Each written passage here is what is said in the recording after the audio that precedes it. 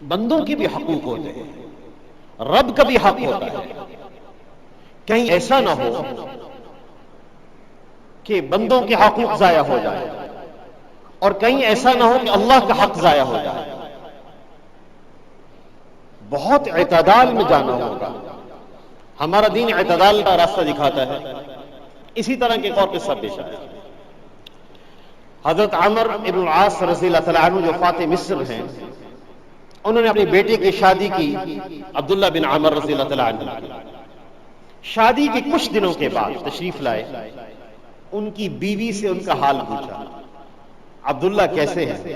کہنے لگے نعم الرجل، بہت اچھے آدمی ہیں، دن میں روزہ رکھتے ہیں، رات کو قیام کرتے ہیں. دن میں روزے کے ساتھ، رات کو قیام کے ساتھ. حضرت عمر رضی اللہ تعالیٰ عنہ جہاندیدہ آدمی تھے، سمجھ گئے. بہو شکایت کر رہی ہے.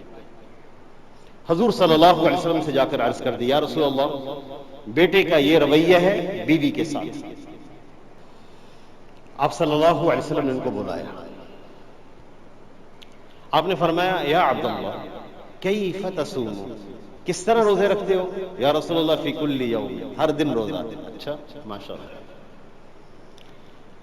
کیف تختم القرآن، قرآن کب ختم کرتے ہو؟ یا رسول اللہ فی کل لیلۃ، روزانہ ایک ختم، روزانہ رات کو ایک قرآن پاک پڑھنے کا معمول ہے. اب آپ صلی اللہ علیہ وسلم تربیت فرما رہے ہیں. آپ نے ارشاد فرمایا، میں یہاں ایک چھوٹی سی بات عرض کروں. ہمارے بعض حضرات کا مزاج بن جا رہا ہے، فلاں ذکر 5000 دفعہ پڑھنا ہے، فلاں ذکر 5000 دفعہ پڑھنا ہے. نہ کوئی شیخ جس سے سوال کریں ہم، جس سے ہم رہنمائی لیں کہ مجھے کتنا پڑھنا چاہیے، کوئی شیخ نہیں. بس 5000 دفعہ، 10000 دفعہ یہ، 15000 دفعہ یہ، 20000 دفعہ یہ. پھر ایسا مزاج ہوتا ہے کہ کوئی مہمان ملنے آئے دل نہیں کرتا ہے، وقت ضائع ہوتا ہے. مہمان کے پاس بیٹھ بھی گئے تو ہونٹ ہل رہے ہیں. یہ مہمان ہمارے پاس ٹھہرے گا کہ میزبان کے ہونٹ ہل رہے ہیں؟ تو مصروف آدمی ہے، اس نے کیا میری بات سنی اور میں نے اسے کیا کہنا ہے. مہمان کا بھی حق ہوتا ہے، کوئی آنے والے کا بھی حق ہے. سورۃ النساء کی آیت کا ترجمہ میں انشاءاللہ عرض کرتا ہوں. کتنے حقوق اللہ نے بیان کیے.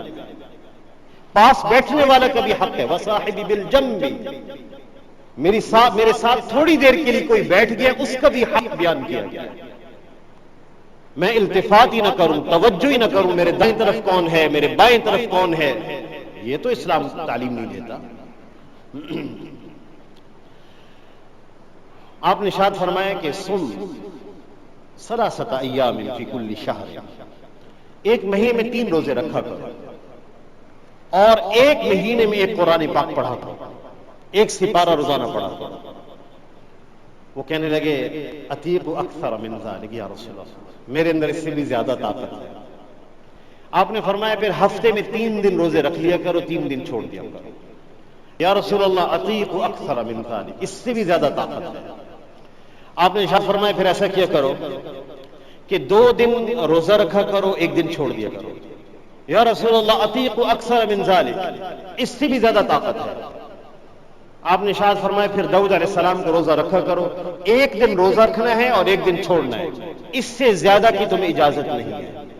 اور قرآن پاک 7 دنوں میں یا 7 راتوں میں مکمل کرنا ہے، جس کو قرآن پاک کو 7 منزلوں میں تقسیم کیا گیا ہے. یہ وہیں سے تقسیم ہے، 7 منزلوں میں.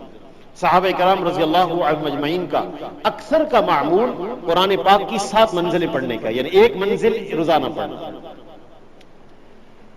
جب بوڑھے ہو گئے، وقت گزر گیا، تو کہا کرتے تھے یا لیتنی قبلت رخصت النبی صلی اللہ علیہ وسلم، کاش میں حضور صلی اللہ علیہ وسلم کی رخصت قبول کر لیتا. میں ان سے وعدہ کر چکا، وہ دنیا سے جا چکے ہیں. میں اب اتنی طاقت نہیں رکھتا کہ روزانہ روزہ رکھوں اور 1 چھوڑوں، اور روزانہ جو ہے 1 منزل پڑھوں قرآن پاک کی، اتنی طاقت میرے اندر نہیں ہے. کاش میں رخصت قبول کر لیتا.